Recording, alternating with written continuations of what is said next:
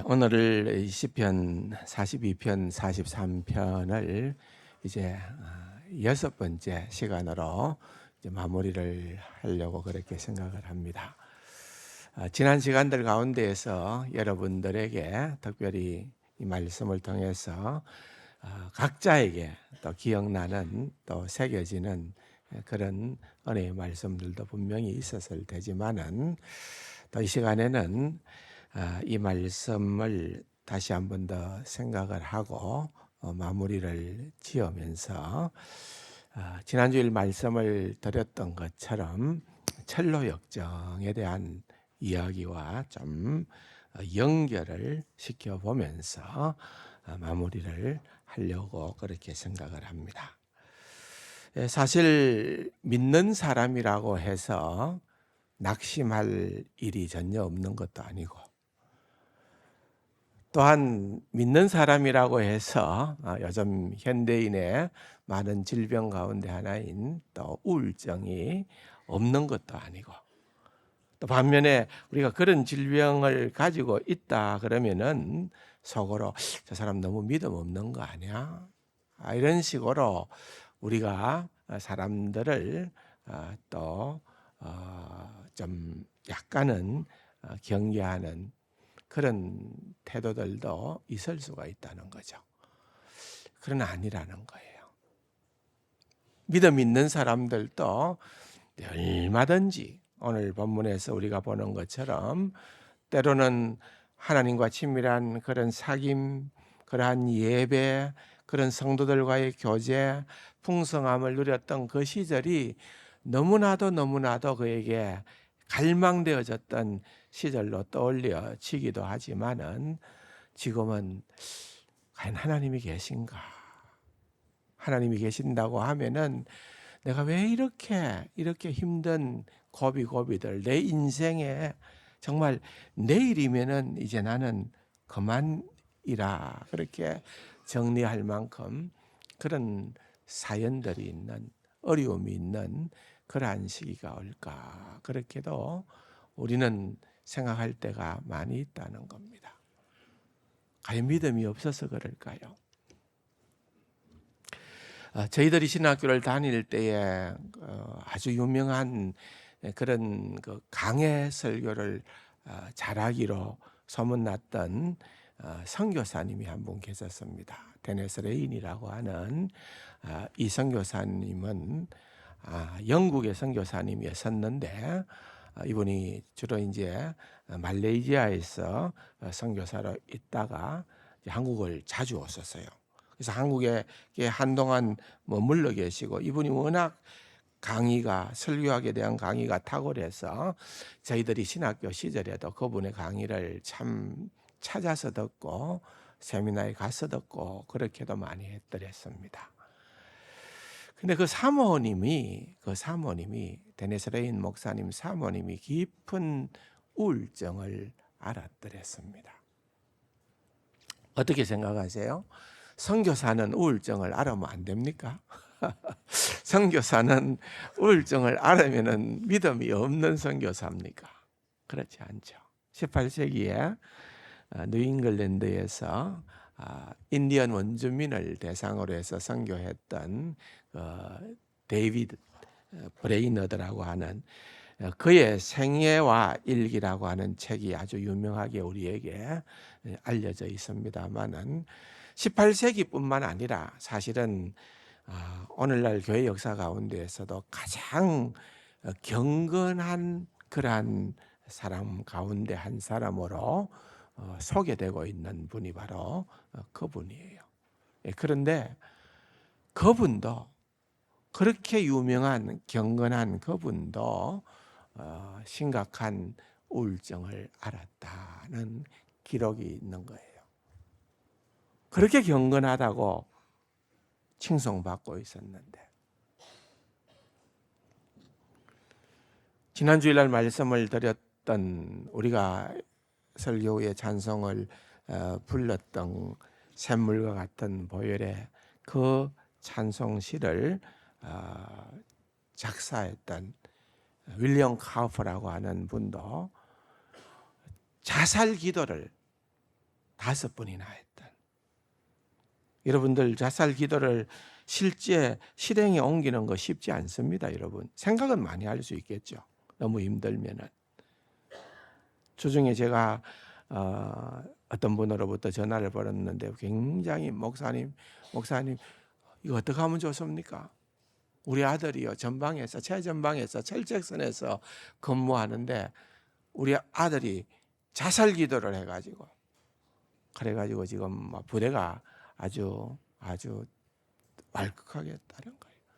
우리 아들 어떻게 살려주십시오 하고 그렇게 저에게 전화가 왔더라고요.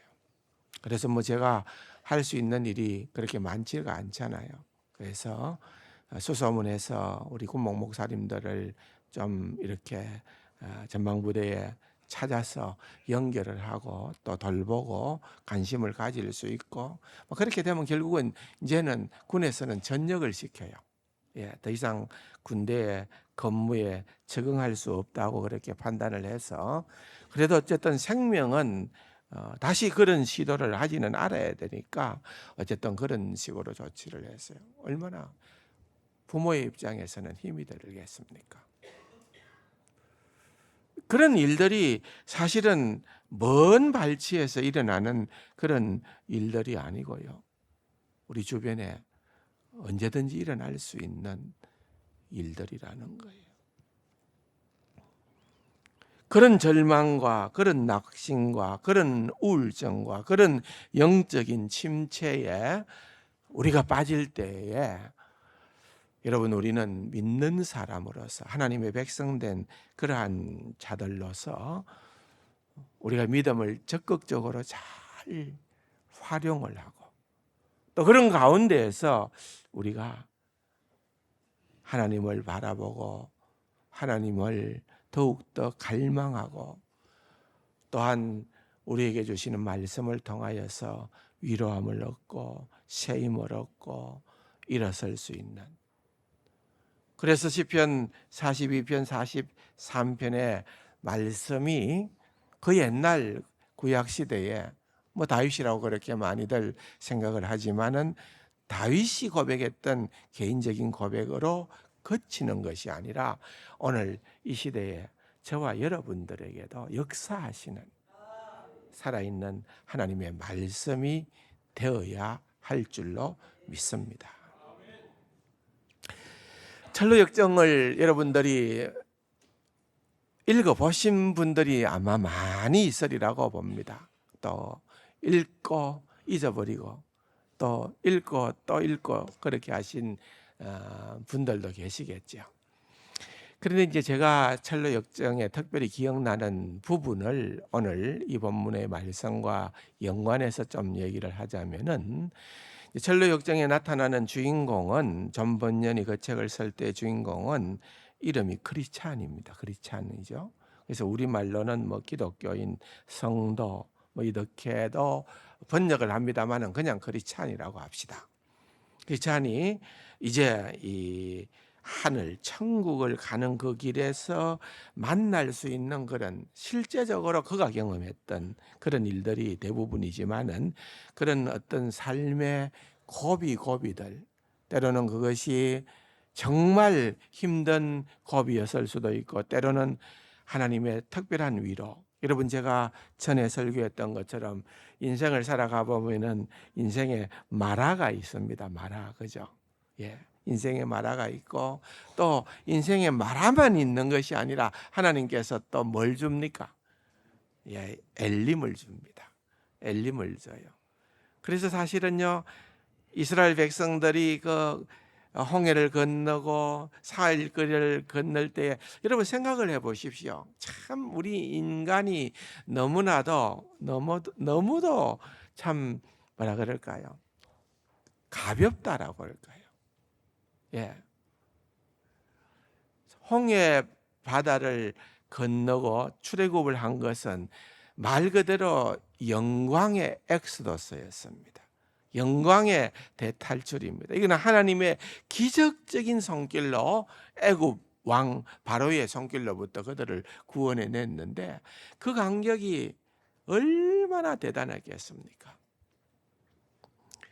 그런데 이제 광야로 들어서니까 당장에 목이 마릅니다. 물이 없어서 목이 마릅니다. 그렇게 하나님을 찬양하고 좋아했던 이스라엘 백성들이 3일이 되어지는 순간에 그들의 입에서는 찬양이 터지는 것이 아니라 원망이 터지고 불평이 터집니다. 여러분 좀 너무하지 않습니까? 한 일주일은 가야 안 됩니까? 예. 그렇게 터지는 거예요. 하나님께서 그래 물 먹어라.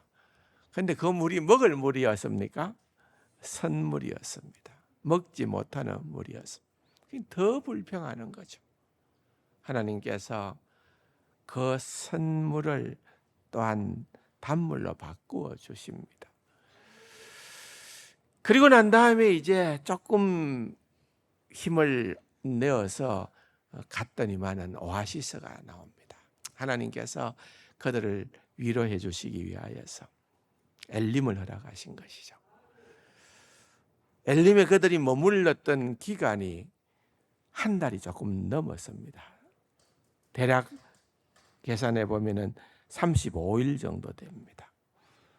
그렇게 거기에서 머무는 동안에 그들은 그 인생의 피곤함을 다 내려놓고 정말 위로받고 힘을 얻는 그런 시간이었습니다.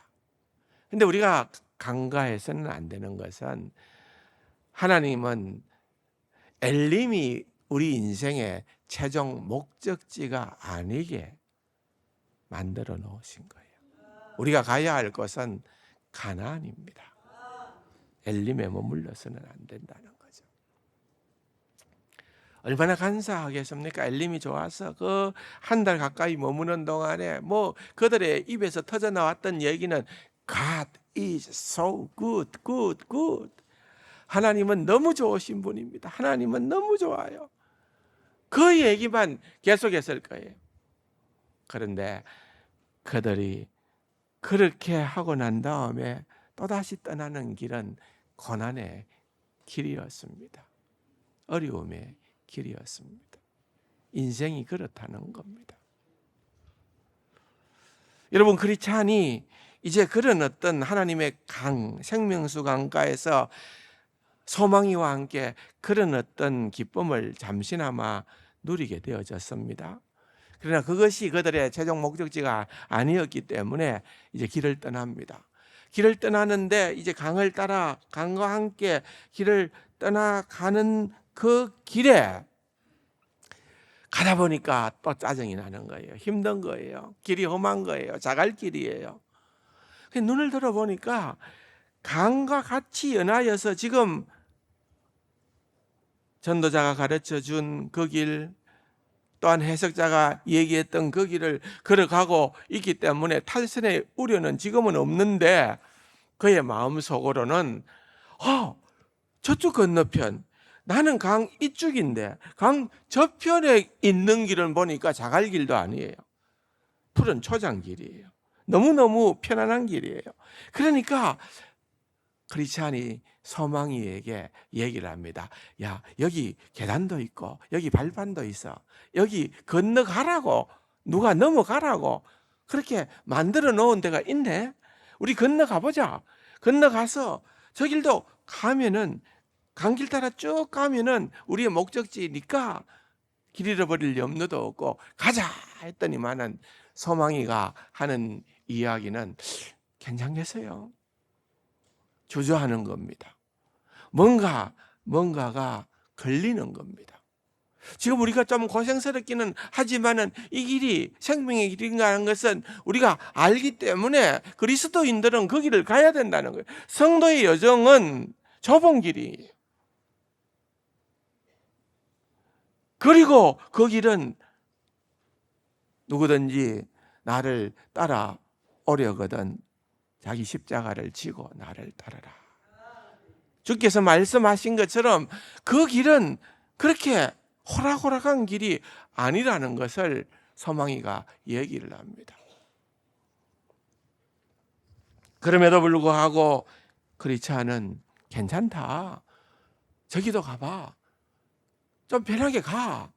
우리가 그렇게 가는 것도 그렇게 나쁘지는 않을 것 같다. 그렇게 생각을 했던 것입니다. 그러나 여러분, 우리가 기억해야 되는 것은요, 언제나는 아니지만, 늘상은 아니지만은 종종 이런 편안함이 우리에게 유혹이 되는 경우가 너무 많습니다. 편안함이 유혹을 보여주는 신호라는 겁니다.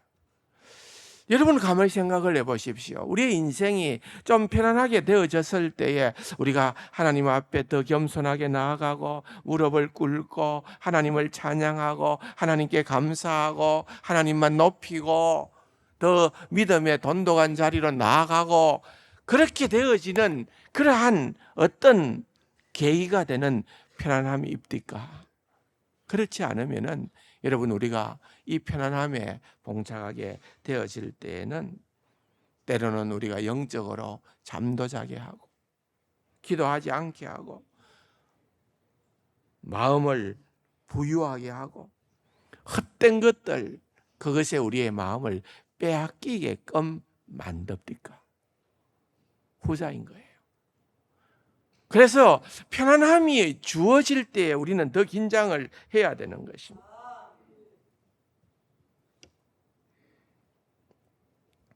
얼마나 주님은 우리에게 끊임없이 좁은 길로 가라고 하지만은 세상 사람들은 넓은 길을, 쉬운 길을 더 선호하지만은 우리는 그렇게 가야 될 존재가 아니라는 거예요. 우리의 아이덴티티는 그게 아니라는 거예요.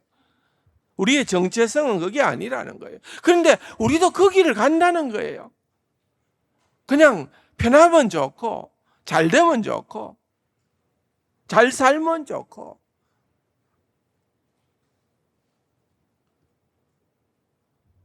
여러분, 우리가 우리의 인생을 살고 나서 회고할 때에 내 인생이 어떤 인생이었는가, 내 인생을 나름대로 규정을 할 때에 내가 얼마나 내 인생에 편안한 시간이 많았는가, 그것이 많았으면 성공한 인생이고 그것이 없다면 실패한 인생이라고 그렇게 생각한다라고 하면은 여러분, 우리의 기준점은 잘못되어졌다는 것입니다. 잘못 간 거죠. 편안한 그 길을 택하여서는 안 되는데 넘어간 거죠. 유혹에 넘어간 거죠. 그래서 가는데 그 앞에 어떤 사람이 걸어가고 있어요. 쫓아가서 얘기를 나눠보니까 그 사람의 이름은 헛된 확신, vain confidence라는 말이에요. 헛된 확신이라는, 그러니까 이건 헛된 확신이라는 말 그 자체가 의미하는 것처럼 이건 하나님의 말씀에 근거한 것도 아니고 그냥 자기가 그렇게 생각하는 거예요. 물어봅니다. 당신이 이 길을 지금 그렇게 자신 있게 가는데 이 길을 그냥 그대로 가게 되면은 천성에 갑니까? 뭐라고 대답했겠어요? 헛된 확신이니까. 맞아요. 내 따라만 오세요. 이 길로 가면은 틀림이 없어요. 얼마 지나지 않아서 이 헛된 확신이 그냥 땅 주인이 파놓은 웅덩이에 빠지고 맙니다. 사라져 버렸어요. 여러분, 크리스찬과 소망은 당황을 하게 됩니다. 헛된 확신이 우리가 신앙생활을 하는 데에 이런 일들이 비일비재하게 일어난다는 거예요. 얼마나 엉터리가 많은지 몰라요. 얼마나 가짜가 많은지 몰라요. 여러분, 진리의 세계에서 특별히 더더욱 여러분 이단들이나 신천지나 그 수많은 가짜 종교들이 진짜보다 더 그럴듯한 모습으로 우리에게 다가올 때가 많다 그 말이에요. 때로는 우리가 진리에 바로 서지 않으면은 넘어져 버리고 만다는 겁니다. 하나님의 말씀의 비밀을 제대로 이해하지 못하면 우리는 율법주의, 번영신학, 성공주의 이렇게 복음을 왜곡시켜버리는 일들이 비일비재하게 일어난다 그 말입니다. 크리스찬이 뭐라고 합니까? 그렇게 사라지고 나니까, 헛된 확신이 없어지고 나니까, 그 사람 진짜 좋은 사람인 줄 알았는데, 그 사람 진짜 우리를 천성길로 인도해 줄 그런 사람인 줄 알았는데, 분별력이 없어져 버리는 것입니다. 야단이 났습니다. 이제 그 길이 잘못된 길인가를 알게 되어졌습니다. 보통 이렇게 되어지면은요, 여러분, 일반적으로 분열이 일어납니다. 소망이가 어떻게 할 수 있습니까? 그래, 내가 그 조심하자 했는데, 그 길 가서는 안 된다고 했는데, 당신이 말이야, 크리스찬을 향하여서 좀 그렇게 원망할 수 있잖아요. 여러분, 성도들은요, 우리가 다 실수하는 공동체입니다. 실수할 때마다 그 사람을 정죄하고 비판하고 잘못하면은 교회는 산산조각이 나고 마는 겁니다. 명심하시기 바랍니다.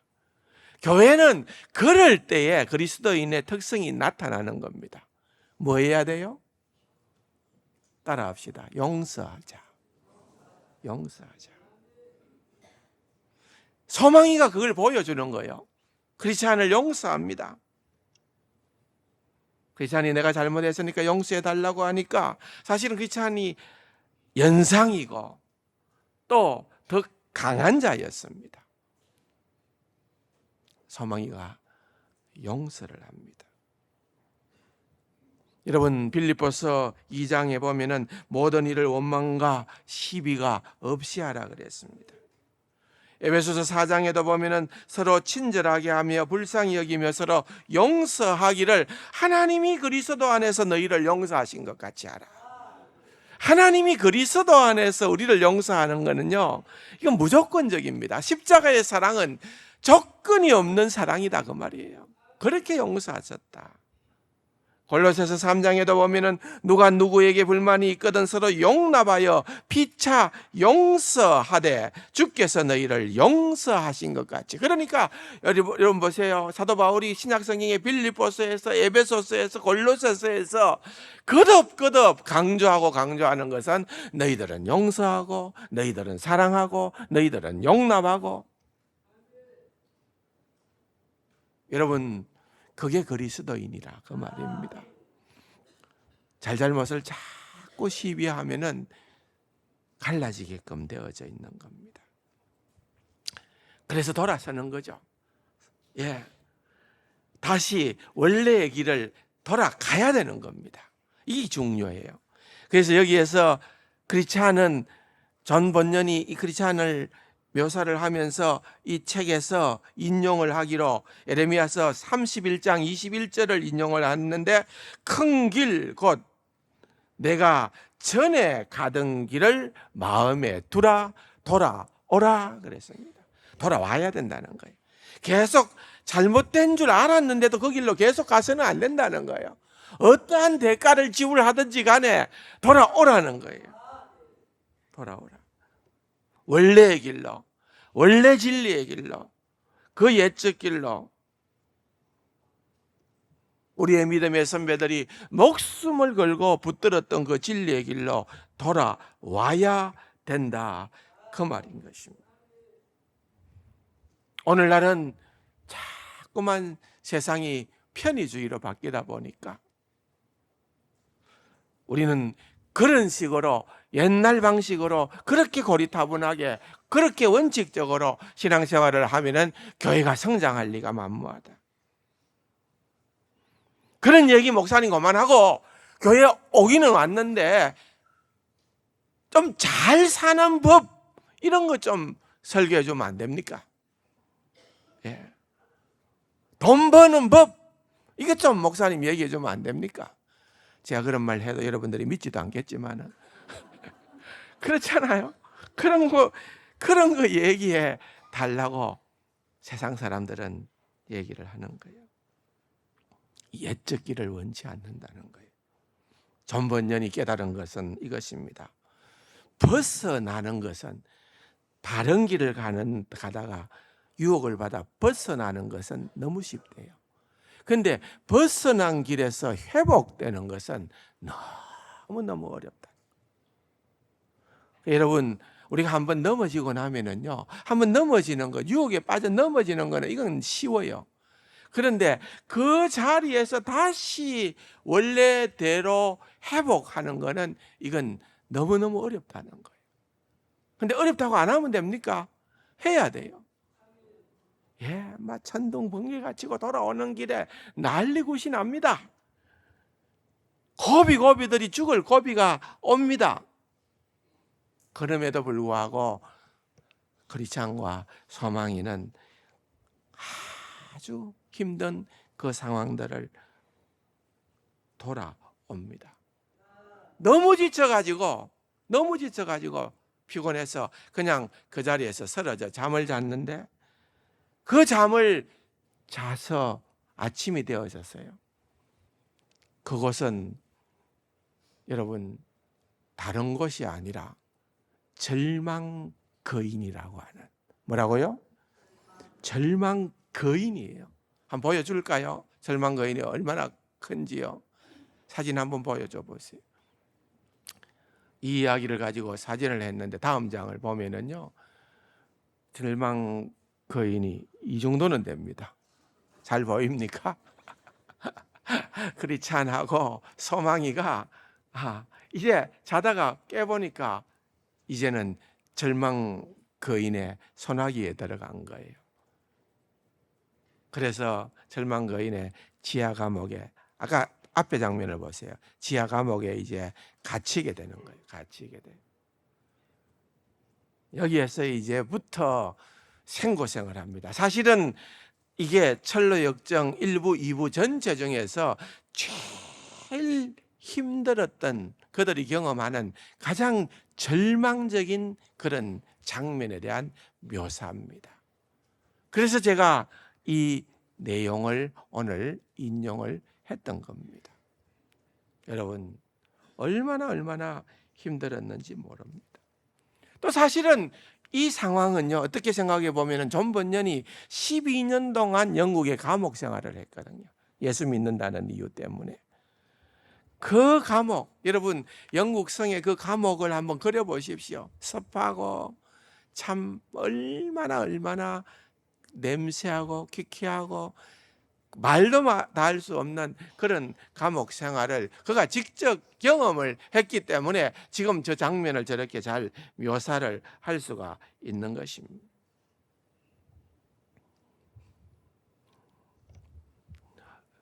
엄청나게 두드려 맞습니다. 왜요? 이들을 잡았다라고 하는 소식을 절망 거인의 아내가 듣습니다.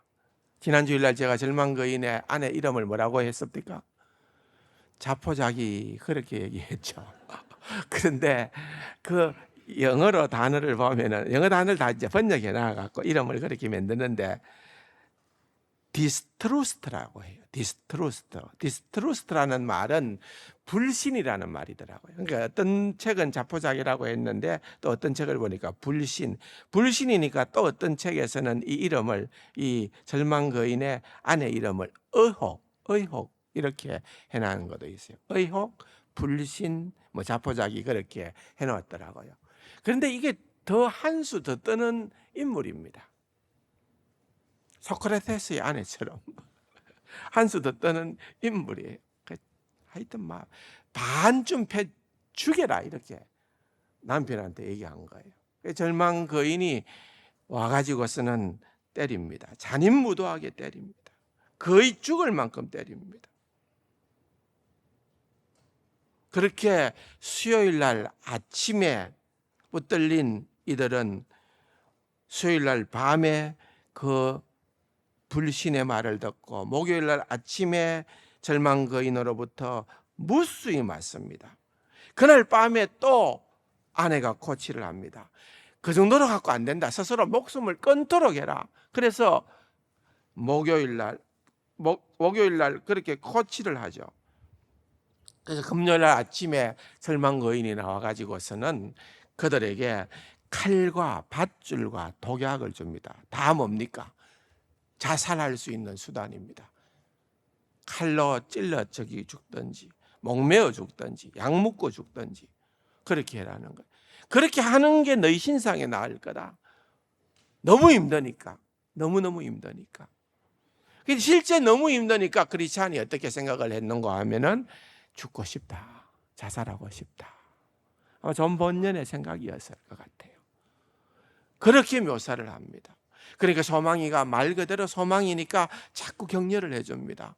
아니 지금까지 크게 무수한 어려운 가운데서 이기고 승리하고 이때까지 왔는데 자살하려고 하는 것은 하나님이 원하시는 방법이 아니다. 하나님은 우리 생명을 우리 스스로 끊는 것을 너무 싫어하신다. 그러니까 절대로 자살은 해서는 안 된다라고 그렇게 얘기를 하는 거죠. 버티는 거예요. 그러니까 절망 거인이 와서 보니까 아직도 자살 안 했거든요. 또 팹니다. 불신이가 또 얘기를 합니다. 그러면은 이번에는 성 밖으로 데리고 나가지고서 거기에 얼마나 많은 사람들을 내가 그렇게 고통 가운데서 죽였는가. 그들의 해골과 그들의 뼈다귀를 그들에게 보여줘라. 보여줬어요. 그리고는 또 때립니다. 토요일 밤이 되어졌습니다. 아무것도 먹지 못하고 아무것도 마시지 못하고 수요일 날부터 두드려 맞고 또 두드려 맞고 죽을 지경에 이르러서 토요일 밤에 이르렀습니다. 토요일 밤에 이르고서야 비로소 크리스찬이 기도하기 시작했어요. 뭐 했다고요? 기도했어요. 근데 놀라운 사실은 그 앞에 이 어심의 성에 들어갔는데 그 앞에는 기도했다는 그런 표현이 없어요. 안 나와요.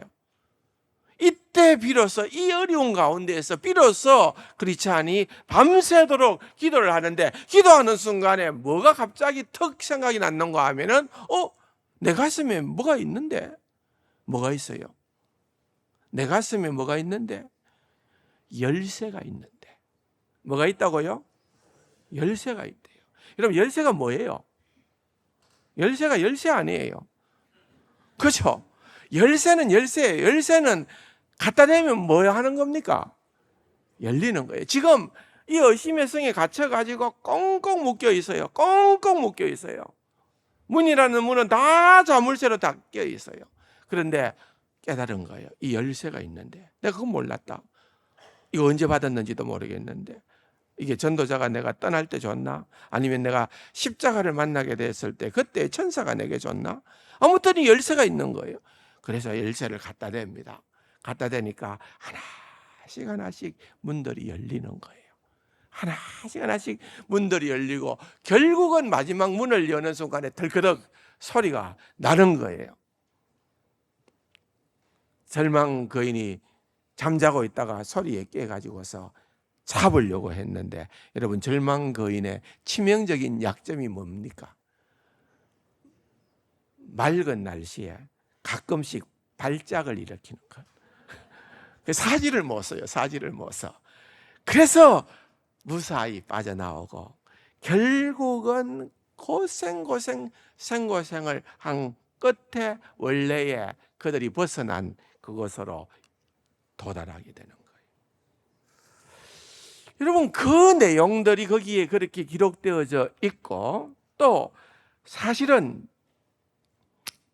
그런 내용들을 통해서 존 번연이 얘기하고자 하는 핵심 내용은 이 가슴에 약속이라는 거예요. 키가 뭔가 하면은 열쇠가 뭔가 하면은 프라미스라는 거예요. 약속이라는 거예요. 언약이라는 말이에요. 다른 말로 하면은 그것은 하나님의 말씀이라는 거예요. 우리 인생은 우리 성도는 결국은 별 수가 없다는 거예요. 우리 인생은 어떠한 상황에 처한다 하더라도 결국은 우리를 살리는 것은 하나님의 약속, 말씀 밖에는 없다. 그래서 본문의 앞에 보면은 자다가 크리스찬이 자다가 놓쳐버린 게 있었는데 그게 두루마리인데 그것도 역시 하나님의 약속의 말씀이었거든요. 그러니까 한참 가다가 그걸 놓친 것을 깨닫고 돌아와서 그것을 다시 찾는 장면도 앞장에 보면 나타나요. 결국은 이 얘기인 것입니다. 사랑하는 성도 여러분, 우리는 이 세상을 살아가면서 절망이 없는 세상을 살아갈 수는 없어요. 우리의 인생에 참으로 어렵고 힘든 그런 일들이 굽이굽이 우리에게 몰려오지만은 그럴 때마다 진정으로 우리는 하나님만 소망하고 하나님만 바라며 나아가야 될 줄로 믿습니다. 그렇게 나아갈 때에 우리가 결단코 놓치지 말아야 되는 것은 하나님의 약속의 말씀이다. 그 약속의 말씀을 내가 붙들고 내가 나아가야 되겠다. 여러분, 이것이 철로 역정의 절망의 늪에 대한 내용, 절망 거인을 만났을 때에 다루었던 그 내용을 제가 좀 요약해서 여러분들에게 말씀을 드린 겁니다. 오늘 이 말씀과 시편 42편, 43편의 말씀을 기억을 하면서 정말 어떠한 절망 가운데서라도 지난 주일날 제가 말씀을 드렸죠. 영적인 침체, 말틴 로이더 존스의 영적인 침체라는 책에서 강조하고 또 강조하는 것은 우리가 누구에게 설교를 해야 된다고요? 예? 자기 자신에게. 예. 내 영혼아, 내가 어찌하여 절망하며 어찌하여 낙심하는고. 내 영혼아, 뭐라고 얘기를 해요? 각자의 자기의 이름을 넣어보세요. 언선아, 내가 어찌하여 절망하고 어찌하여 낙심하느냐. 언설이라 하니까 진짜 다른 언설이가 깜짝 놀라더라고요. 그래서 내가 황은선아, 김은선이가 아니고 황은선아. 예. 이번에 중국에 두 은선이가 갔었거든요. 그래서 여러분 각자 우리 모두가 하나님 앞에서 이 말씀을 가지고 자신에게 설교하고 그 말씀으로 여러분들이 더욱더 일어서는 귀하고 복된 우리 세간 가족들이 다 될 수 있기를 주님의 이름으로 축원합니다. 기도하겠습니다. 하나님 아버지 감사합니다.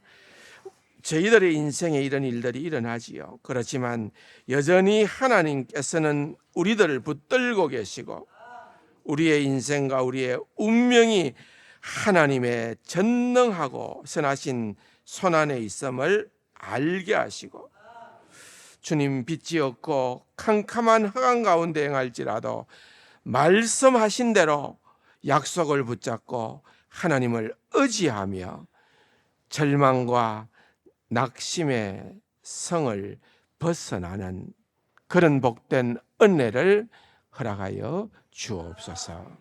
예수님의 이름으로 감사기도 드립니다. 아멘.